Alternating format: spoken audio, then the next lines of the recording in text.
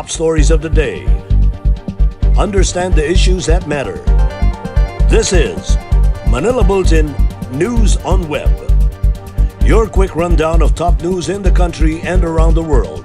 Manila Bulletin, celebrating 120 years of timely stories and timeless truths. Be fully informed. Hi, I'm Barbie Atienza. This is MB Now, and here are your news on web. President Duterte assured the public that government funds needed for the purchase of the coronavirus vaccines are in safe hands. The president said he trusted a group of honest officials on the government's pandemic response, particularly in the acquisition of the vaccines. The government earlier identified $73.2 billion in funds to acquire potential vaccines to protect Filipinos from the new coronavirus disease. The funds for the vaccine purchase will come from multilateral agencies, domestic and bilateral sources. The country's vaccine czar, Carlito Galvez Jr., said the government plans to buy vaccine supply for 60 to 70 million Filipinos in the next 3 to 5 years.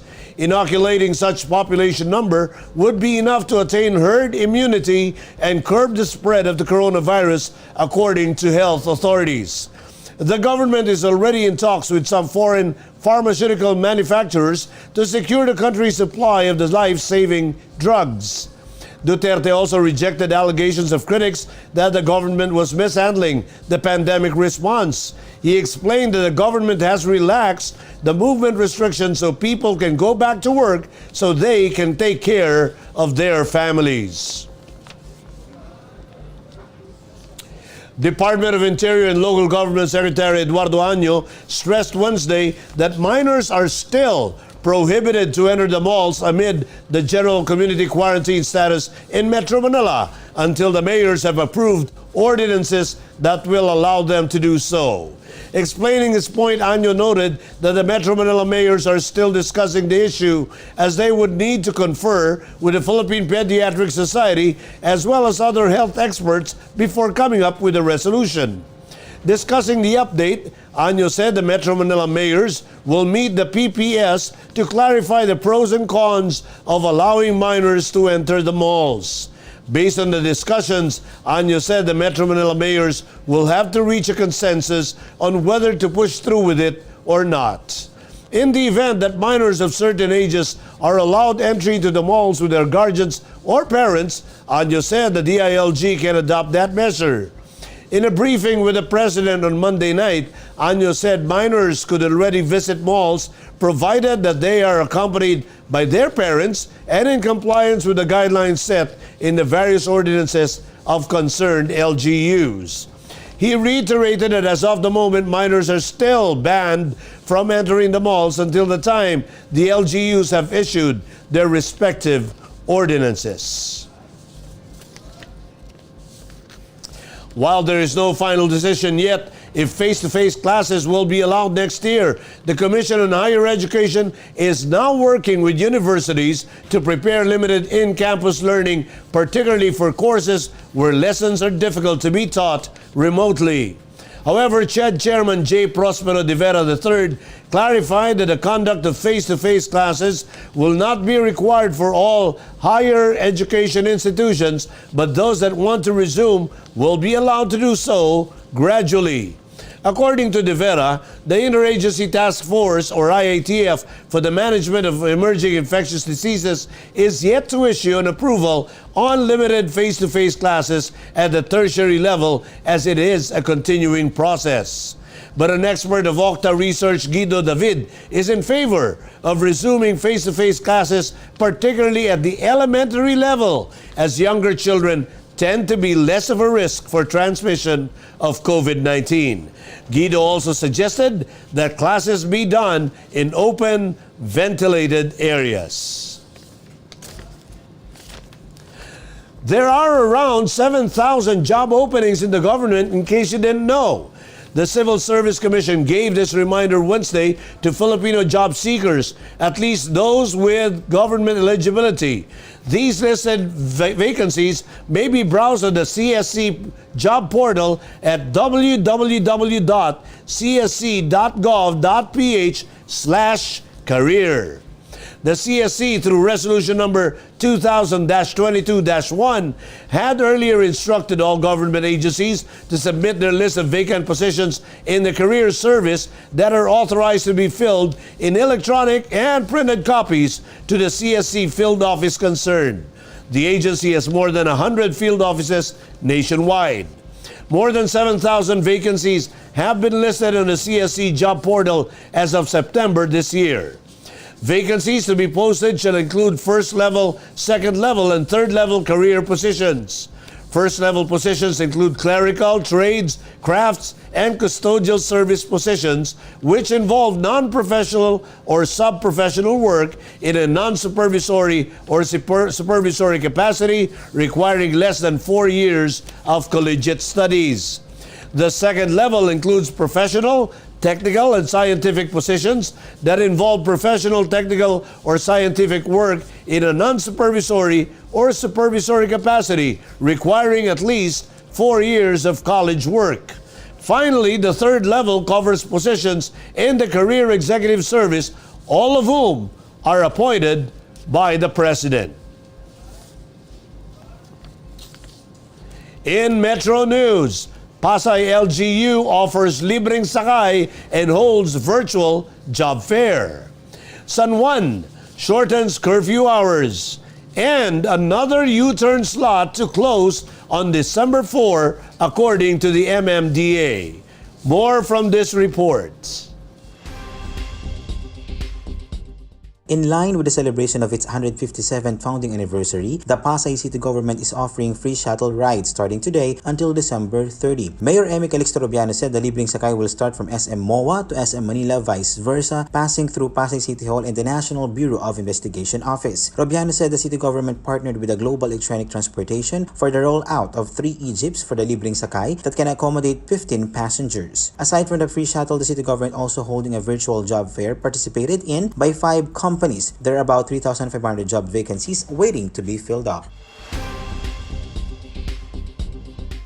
In preparation for the traditional Simbang Gabi or Dawn Masses, San Juan City will implement new curfew hours from 12 a.m. to 3 a.m. which started yesterday. Among those exempted from the citywide curfew are healthcare workers as well as on-duty frontline personnel, including employees of the government and private establishments, drivers of public utility vehicles allowed to operate under the current community quarantine status, delivery services of prime commodities, and those with emergency reasons. In its meeting last Sunday, the Metro Manila Council and the Interagency Task Force had decided to shorten the curfew hours in Metropolis this holiday season. The Metro mayors, according to Zamora, also agreed to ban caroling in National Capital Region to prevent possible spread of COVID-19 this Christmas season.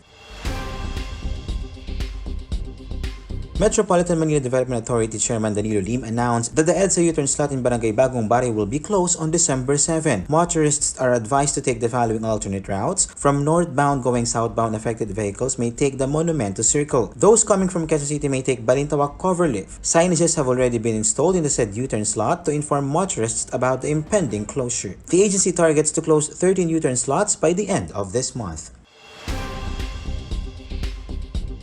The other U-turn slot earlier mentioned is to close on December 7 and not on December 4.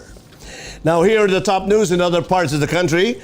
African swine fever affects 27 barangays in Cagayan. Floodwaters inundate homes and render roads impossible in eastern Samar. And Caraga police nets 115 wanted persons in one day. More from this report. The provincial government of Cagayan has confirmed that 27 barangays have reported cases of African swine fever. A total of 2,621 pigs were culled and excavated to control the spread of the virus. About 618 farmers or hog raisers were affected.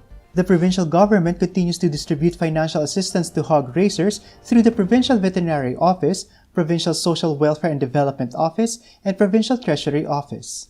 The Department of Agriculture, on the other hand, will also be giving 5,000 pesos assistance to each hog raisers. The northern municipalities of Eastern Samar Province were inundated in floodwaters, rendering some roads impassable on Tuesday. The local government of Dolores Eastern Samar has suspended work in private and public offices due to the flooding brought about by the interaction between the low-pressure area and the tail end of the frontal system which moved eastward and affected portion of Bicol and Eastern Visayas. Although it has weakened, the LPA moved towards the southern Luzon Visayas area, bringing moderate to heavy rains. The simultaneous anti-criminality law enforcement operations have resulted in the arrest of 115 wanted persons in the Caraga region on Monday. Arrested were 1 foreign national, 3 Communist New People's Army terrorists, 25 wanted persons, and 86 others. The PNP Caraga assured that they will conduct another simultaneous anti-criminality law enforcement operations in the region in the coming days to ensure that illegal activities are suppressed and no criminal and wanted persons are freely roaming in the region. In world news, Biden calls on U.S. Congress to pass robust relief plan. China's lunar probe lands on moon, according to state media. And mystery over metal monolith found on Romanian hilltop. Let's watch this report. President-elect Joe Biden on Tuesday called on Congress to quickly approve a robust aid plan to address the COVID-19 economic crisis, which is his pick to lead the U.S. Treasury called a tragedy for American families. As he presented his economic team, Biden said his administration will push for even more measures to right the economy reeling from the damage wrought by the coronavirus pandemic. The U.S. Congress has been deadlocked on new aid legislation, with Democratic and Republican leaders far apart on which type and how much assistance to provide. Economists have warned of the need for further stimulus as the country faces difficult months ahead before vaccines become available to wider public. Biden is due to be sworn in on January 20, 2021. An unnamed Chinese spacecraft landed on the moon according to the state media Xinhua, the latest milestone in a mission to collect samples from the lunar surface. The Chang'e spacecraft landed on the near side of the moon late Tuesday according to the China National Space Administration. China has poured billions on its military-run space program with hopes of having a crewed space station by 2022 and of eventually sending humans to the moon. The mission's goal is to shovel up lunar rocks and soil to help scientists learn about the moon's origins, formation, and volcanic activity on its surface. If successful, China will be the only third country to have retrieved samples from the moon following the United States and Soviet Union in the 1960s and 1970s. A metal monolith, which mysteriously appeared in a hilltop in northern Romania, has sparked curiosity and mockery online, coming just days after a similar object was found in the Utah desert. Images of the 4-meter-tall metal object were first published last week by local news outlet in the Nempt region. The Journal FM radio station went to investigate the monolith after an email about it arrived on Thursday. Local news outlet Ziar Piatra Nempt also published a video taken by a man who went to the hilltop to see the object for himself. In a video posted on Facebook, the man says the object is just some old scrap metal that somebody placed there. In entertainment, Ben&Ben will represent the Philippines in the first ever Round 2020 Music Festival held by Korea and ASEAN countries. The Filipino band will be performing the online music festival on December 6. The Round 2020 is aimed at connecting ASEAN and Korea through music, which will lead an exchange of cultures and strengthen mutual solidarity. The festival is hosted by South Korean Broadcasting Company or KBS and is sponsored by the ASEAN-Korea Cooperation Fund through the Government of Korea. In sports, with injured top scorer Ray Parks Jr. likely to sit it out, TNT coach Bong Ravena is looking to draw crucial contributions from other players come Game 2 of the PBA Philippine Cup Finals. Parks was declared highly doubtful to play tonight after aggravating his left calf strain injury in the Tropang Giga's overtime loss to Barangay Nebra in the Best of 7 Championship Series opener last Sunday night. The 27-year-old second-generation cager top scored for the Tropang Giga with 20 points on top of 5 steals, 4 boards, and 4 dimes before fouling out late in Game 1 where he was slightly limping.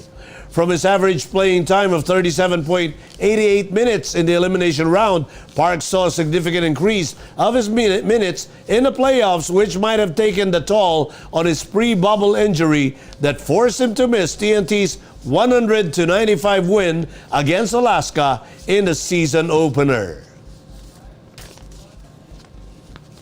When you hear the term gaming phone, you will instantly think that it is an expensive piece of equipment. Well, our Manila Bulletin Tech News editor, Art Samaniego, introduces us to a new gaming smartphone that is worth less than 10,000 pesos. Is it worth it? Let's find out in today's episode of Tech Talk.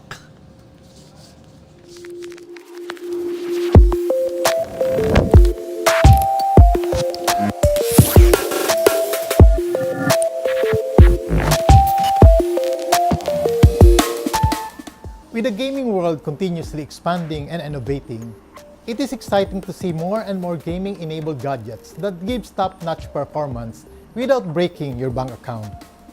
Today, we check out a powerful mobile gaming smartphone that is less than 10,000 pesos. Hi, I'm Art Samaniego and welcome to another episode of Tech Talk.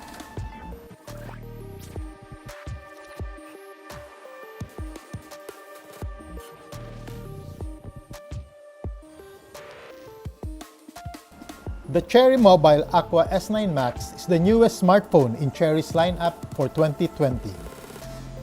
It has a 6.53-inch FHD Plus TrueView teardrop display with 19.5:9 aspect ratio. On its right are the power button and the volume rocker. The SIM card and memory card tray is on the left, while a 3.5mm socket, Type-C USB port, and a single downward firing speaker is located at the bottom. You will also find at the back the fingerprint scanner underneath the quad camera setup. It packs a Helio G90T processor with liquid cooling technology for hours long of gaming experience without the smartphone heating up easily. And because of its processor, game lags are close to non-existent in this phone. It runs the latest Android 10 with dark mode capability. The Cherry Mobile Aqua S9 Max has 4GB of RAM and a 128GB of memory that you can expand up to 256GB via memory card. It has a generous SIM tray for 2 SIM cards and a dedicated memory card slot. The Cherry Mobile Aqua S9 Max is not just for gamers. It is also for photography enthusiasts as it has a quadruple rear camera. It has a 48MP main camera, 8MP wide-angle lens, 2MP depth sensor, and 2MP macro lens. In front, you have a 32MP selfie camera. It has a 5130mAh battery and an 18 watts fast charger, so you won't have to wait long for your phone to juice up.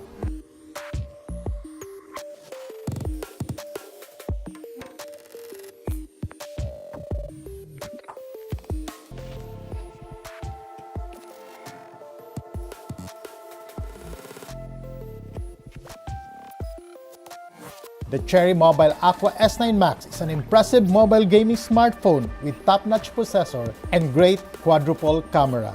With its 9,999 peso price tag, the Cherry Mobile Aqua S9 Max will surely be on everyone's wishlist this Christmas.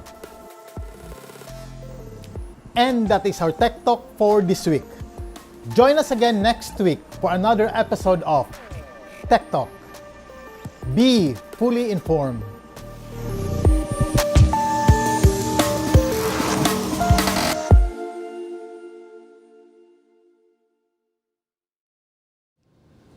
And those are the news on web today, December 2, 2020.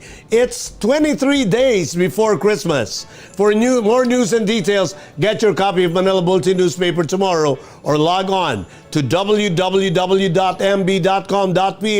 or you may also subscribe to our newsletter through the link on this video's caption to have the day's latest news delivered to your inbox. I am Barbie Atienza for Manila Bulletin, celebrating 120 years of timely stories and timeless truths. Join us again tomorrow. This has been MB Now. Be fully informed.